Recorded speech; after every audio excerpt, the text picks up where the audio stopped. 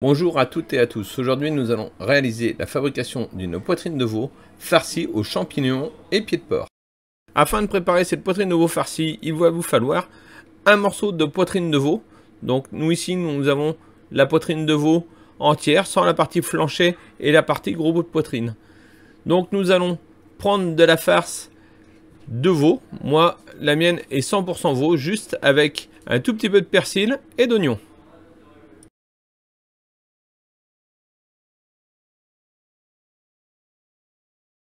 Donc nous allons étendre notre farce de veau à peu près uniformément sur les 2/3 de notre poitrine de veau, afin de pouvoir rouler notre poitrine de veau et être viande sur viande pour éviter, donc lors du ficelage, soit un échappé de farce ou également de duxelles de champignons.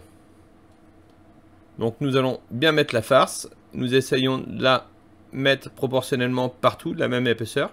Et maintenant, nous allons faire notre cœur de duxelles de champignons au pied de porc. Donc c'est tout simplement une duxelle de champignons. La duxelle de champignons, c'est tout simplement des champignons hachés qu'on a fait tout simplement sauter avec échalote et persil, et dans laquelle on a rajouté du pied de porc haché, du pied de porc confit haché dedans, afin de donner la partie gélatineuse et la partie moelleuse à cette préparation.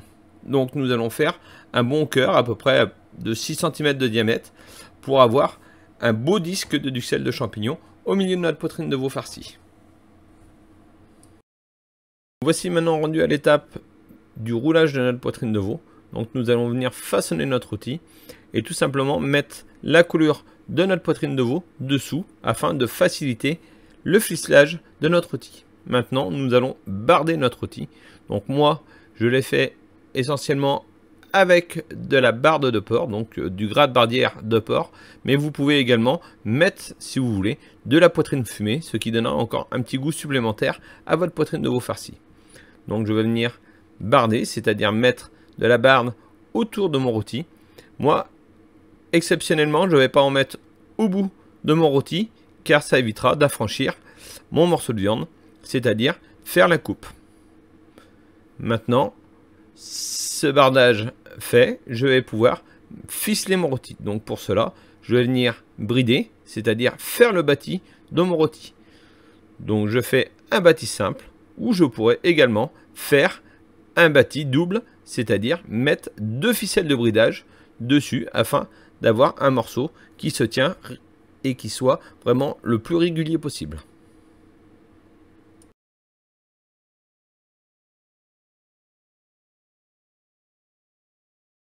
Nous voilà rendus à l'étape du ficelage de notre poitrine de veau. Donc nous allons ficeler notre poitrine de veau ficelle arrêtée, c'est-à-dire bracelet par bracelet. Par contre, nous allons relativement bien serrer nos bracelets, car ce morceau-là va réduire légèrement la cuisson, ce qui pourrait donner des ficelles lâches après avoir 1 heure, 1 heure et demie de cuisson.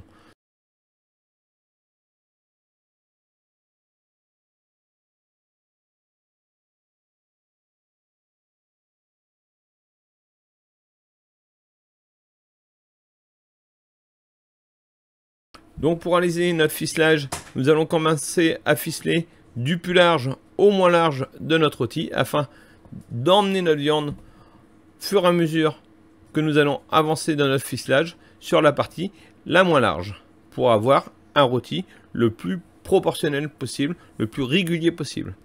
Donc nous allons également mettre les ficelles sur la ficelle de bridage. Comme ça, nous avons nos ficelles qui sont toutes axées sur le même axe, ce qui sera beaucoup plus joli que si nous avons une ficelle à gauche, une ficelle à droite. Donc vous pouvez également le mettre dans l'axe de vos bardes. Ça peut être aussi également mis sur le côté. Donc ça, après, c'est au bon vouloir de chaque boucher. Donc nous faisons un ficelage assez écarté au départ, en laissant 1 cm, 1 cm et demi pour pouvoir refaire une passe pour mettre des ficelles entre chaque intercalaire. D'accord? Donc nous voyons, bien sûr, notre viande se déplacer. Nous voyons que le rôti s'allonge légèrement également pour donner un rôti d'une forme assez régulière.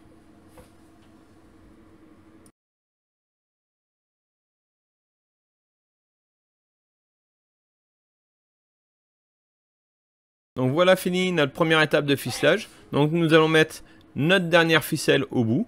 Et ensuite nous allons retourner notre rôti afin de mettre bien la barbe, si jamais la barbe a légèrement roulé dessous notre ficelle.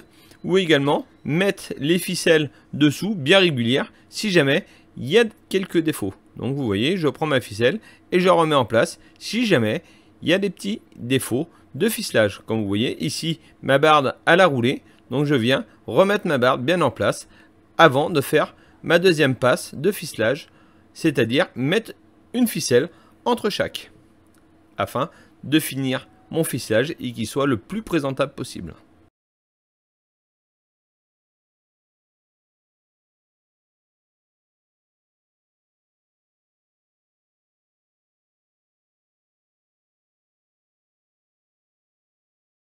Donc me revoilà donc en train de faire ma deuxième passe, mes deuxièmes bracelets entre chaque espace de 2 ficelles afin de rapprocher mes distances de ficelles.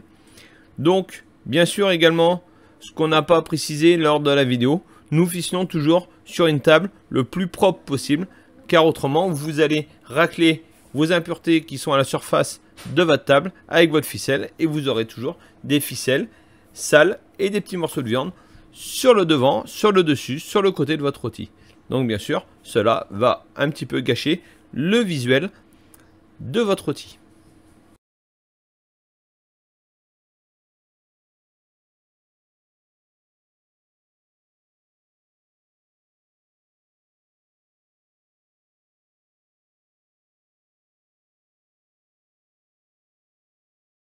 Donc la poitrine de veau, c'est un rôti qui se fait cuire braisé, c'est-à-dire en cocotte fermée, avec bien sûr un tout petit peu de matière grasse au début pour faire colorer votre morceau de viande.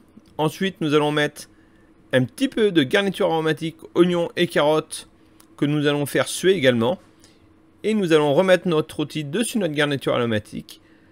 Nous allons mouiller avec un tout petit peu de vin blanc pour arriver à peu près demi-hauteur, voire un tiers de hauteur de notre rôti.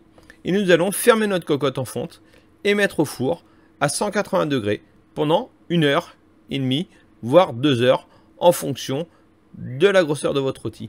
Bien sûr, nous pouvons cuire légèrement moins fort notre rôti, c'est-à-dire sur 140 degrés. Il va être beaucoup plus confit, il sera beaucoup moins sec. Donc, moi, j'envisage plus une cuisson basse température, donc 140 degrés, 120, 140, après coloration, ce qui fait que vous aurez un morceau de viande beaucoup plus moelleux et vous aurez également beaucoup moins de rétractation de la viande. Ensuite, il suffira de retirer votre rôti de veau de votre cocotte en fonte et tout simplement filtrer votre bouillon écrémé et la sauce de votre rôti de veau braisé sera finie. Notre rôti de veau fini de ficeler. Donc maintenant nous allons ramasser nos ficelles, nous allons regarder l'ensemble de notre rôti, remettre ce qui va pas bien en place et nous allons mettre un petit peu de décor afin d'égayer notre rôti et attirer l'œil de notre clientèle. Maintenant, à vos couteaux, à vous d'essayer et bon courage.